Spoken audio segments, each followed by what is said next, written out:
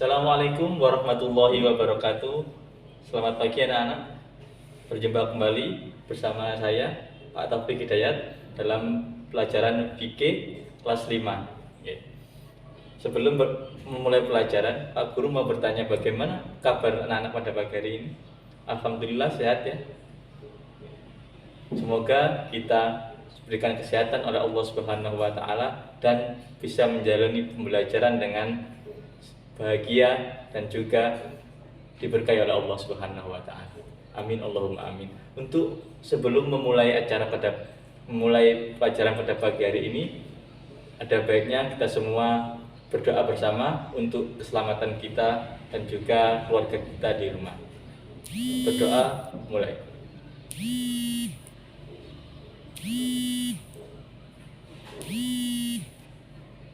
Selesai. Terima kasih. Anak-anak yang berbahagia, untuk pagi hari ini Pak Guru akan menjelaskan tentang zakat fitrah. Jadi pasti anak-anak tidak akan asing tentang zakat fitrah. Anak-anak ada yang pernah melaksanakan zakat fitrah? Pastinya pernah, karena zakat fitrah ini pasti dilakukan setiap orang pada waktu tertentu. Oke? Sebelum itu, Pak Guru mau menjelaskan tentang pengertian zakat fitrah.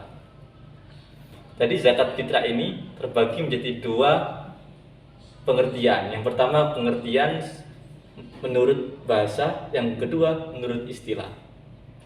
Menurut bahasa, zakat fitrah adalah terbagi menjadi dua, yaitu zakah dan fitrah. Zakah artinya badan atau tubuh, fitrah artinya suci atau membersihkan. Jadi zakat fitrah menurut bahasa adalah membersihkan atau mensucikan tubuh. Yang kedua menurut istilah, zakat fitrah adalah membayar zakat dengan ketentuan tertentu berupa makanan pokok kepada orang-orang yang berhak menerima zakat dengan syarat dan rukun tertentu. Jadi itu. Jadi anak-anak harus paham bahwa zakat fitrah ini merupakan zakat makanan pokok dalam suatu daerah yang diberikan kepada orang atau syarat tertentu yang berhak menerima zakat. Oke, setelah mengetahui pengertian zakat fitrah baik dari segi bahasa ataupun dari segi istilah, anak-anak juga harus tahu dalil atau dasar zakat fitrah yang ada dalam Al-Quran dan juga Al-Hadis.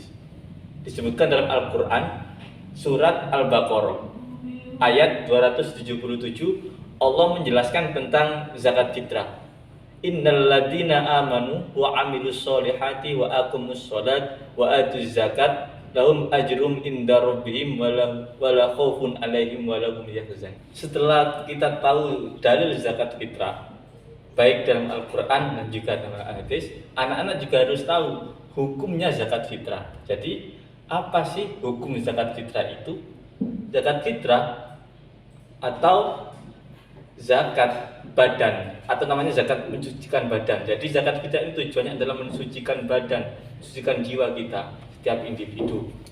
Apa hukumnya? Hukumnya yaitu fardhu ain atau wajib bagi setiap individu. Artinya orang Islam yang bernyawa harus zakat fitrah, hukumnya wajib dan tidak boleh diwakilkan. Yang kedua, setelah kita tahu hukumnya zakat fitrah, maka kita harus tahu, anak-anak juga harus tahu rukun zakat fitrah. Apa rukunnya zakat fitrah? Yang pertama adalah niat. Ya. Ketika kita berzakat fitrah, kita harus diniati. Ya. Niat zakat fitrah seperti ini, ya. Nawaitu an ukhrija zakatal fitri an nafsi fardholillahi ta'ala. Saya niat zakat fitrah untuk diri saya sendiri karena Allah Ta'ala. Itu niat zakat fitrah yang pertama. Yang kedua, rukun zakat fitrah apa? Yang kedua adalah ada orang yang mengeluarkan zakat atau namanya muzaki. Contohnya ini Marvel mengeluarkan zakat kepada seseorang, itu nama Marvel disebut muzaki atau orang yang mengeluarkan zakat, itu namanya muzaki. Kemudian nomor 3 apa? Yaitu rukun nomor 3 ada orang yang menerima zakat. Ya, ketika tadi yang mengeluarkan zakat namanya muzaki, orang yang menerima zakat namanya mustahik atau mustahik zakat. Nah, ini. Yang ketiga adalah ada orang yang menerima zakat. Yang keempat, rukun zakat fitrah adalah barang atau makanan yang dizakatkan berupa makanan pokok. Ya, jadi harus ada barangnya, ya. Dan ada barangnya zakat apa tulisannya?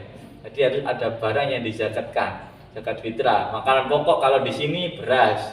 Kalau daerah Madura sana bisa jagung. Kemudian daerah Papua zakat berupa sagu, ya. Kalau dulu ketika di Arab, orang Arab makanannya gandum atau kurma, maka zakat dalam daerah tersebut berupa gandum atau kurma. Seperti itu, menyesuaikan tempat makanan pokok daerah tersebut. Tentang orang-orang atau golongan yang berhak menerima zakat. Jadi tidak semua orang boleh kita berikan zakat. Ada ketentuan dalam Al-Quran tersebut disebutkan ada 8 golongan atau orang yang berhak menerima zakat atau yang disebut mustahik zakat. Apa? Mustahik zakat, seperti itu. Yang pertama apa? Yang pertama adalah fakir. Nah, apa arti fakir? Fakir adalah orang yang tidak mempunyai pekerjaan dan juga tidak bisa mencukupi kebutuhan keluarganya atau kebutuhan dirinya sendiri, namanya fakir. Nah, tidak punya kerja juga tidak bisa mencukupi kebutuhannya, seperti itu namanya fakir. Yang pertama. Yang kedua miskin. Miskin ini beda dengan fakir. Miskin apa? Miskin itu orang yang mempunyai pekerjaan tapi pekerjaan tersebut tidak bisa mencukupi kebutuhannya sehari-hari, namanya miskin. Jadi kalau fakir tidak punya pekerjaan, miskin sudah punya tapi tidak cukup, seperti itu. Yang ketiga namanya amil. Amil itu apa? Amil adalah orang atau lembaga yang ditunjuk oleh pemerintah atau sebuah institusi yang ditunjuk oleh pemerintah untuk mengumpulkan dan membagikan zakat. Ya, jadi seperti itu. Jadi ada orang membayar ke amil zakat. Di sini kalau amil zakat ada namanya Baznas, Badan Amil Zakat Nasional. Itu yang bertugas untuk mengumpulkan zakat atau mengelola zakat dan juga kemudian menyalurkan kepada orang-orang yang berhak menerima zakat. Namanya amil. Ingat-ingat ya. Kemudian yang terakhir, yang keempat adalah mu'alaf. Ya. Mu'alaf itu apa? Mu'alaf adalah orang yang baru masuk Islam dan imannya masih lemah. Ini namanya mu'alaf. Jadi ada orang yang baru masuk Islam, contohnya siapa ya?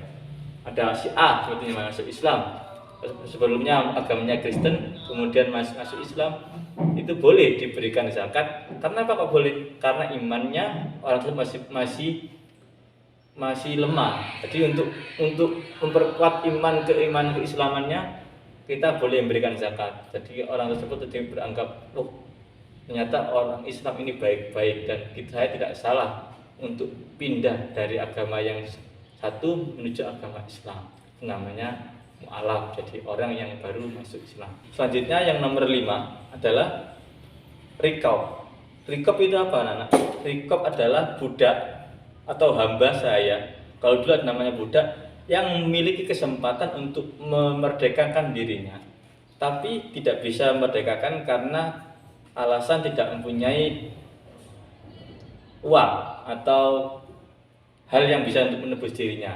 Maka kita bisa memberikan zakat tersebut kepada rikab tersebut atau budak tersebut agar zakat tersebut digunakan untuk menebus dirinya dan bisa merdeka. Namanya rikab. Kalau sekarang budak sudah tidak ada, itu dulu tentang budak. Yang keenam adalah ghorim. Ghorim adalah orang yang terlilit hutang dan tidak bisa membayarnya. Tapi hutang tersebut bukan untuk kemaksiatan, ya, bukan untuk dibuat untuk berbuat-buat yang dilarang oleh agama. Ya, tentunya ada seseorang yang berutang untuk memenuhi kebutuhan keluarganya, sampai dia terlilit utang, tidak punya uang untuk membayarnya, kita boleh zakat fitrah atau zakat-zakat kita diberikan kepada orang tersebut. Namanya gharim, jadi orang yang banyak utang tidak bisa membayarkan utangnya. Yang ketujuh namanya adalah sabilillah. Sabilillah itu apa? Sabilillah adalah orang yang berjuang di jalan Allah dan tidak mendapatkan gaji dari siapapun. Namanya sabilillah. Ya. Jadi ada orang ini mengajarkan agama Allah, dia berjuang di jalan Allah dan tidak menerima gaji dari siapapun, tidak diberikan uang atau tunjangan atau gaji oleh siapapun, namanya itu sabilillah. Kita boleh zakat kita diberikan pada orang tersebut. Yang terakhir, yang kedelapan, yaitu ibnu sabil. Ibnu sabil adalah orang yang kehabisan bekal dalam perjalanan, dan perjalanan tersebut bukan untuk kemaksiatan atau berbuat dosa. Contohnya, ada seseorang mau pulang kampung atau mau ke saudaranya. Lah, di jalan ada orang tersebut uangnya habis, bekalnya habis. Namanya itu ibnu sabil. Jadi kita bisa memberikan zakat kita kepada orang tersebut. Asalkan tujuannya untuk musafir tersebut itu bukan untuk kemaksiatan atau berbuat dosa, seperti itu. Itu ada 8 golongan yang berhak menerima zakat dan disebut mustahik zakat. Nah, itulah anak-anak, kita sudah pelajari tentang materi seputar zakat fitrah, ya. Karena ini adalah ibadah yang kita lakukan, zakat fitrah setiap tahun sekali, hukumnya wajib, maka Pak Guru berharap anak-anak bisa mempelajarinya dan juga dipraktekkan di rumah. Ketika waktunya zakat fitrah, ya zakatnya dibayarkan, ya. Niatnya juga dipelajari di rumah, diniati dengan hati, seperti itu. Seperti itu untuk pembelajaran kita pada pagi hari ini, ya. Bisa dilanjutkan di rumah untuk belajarnya, juga tetap jaga kesehatan, dan juga jangan lupa beribadah, jangan lupa belajar di rumah. Semoga Allah memberikan kita keberkahan dan ilmu yang manfaat. Amin Allahumma amin. Sekian dari Pak Guru, kurang lebihnya mohon maaf. Assalamualaikum warahmatullahi wabarakatuh.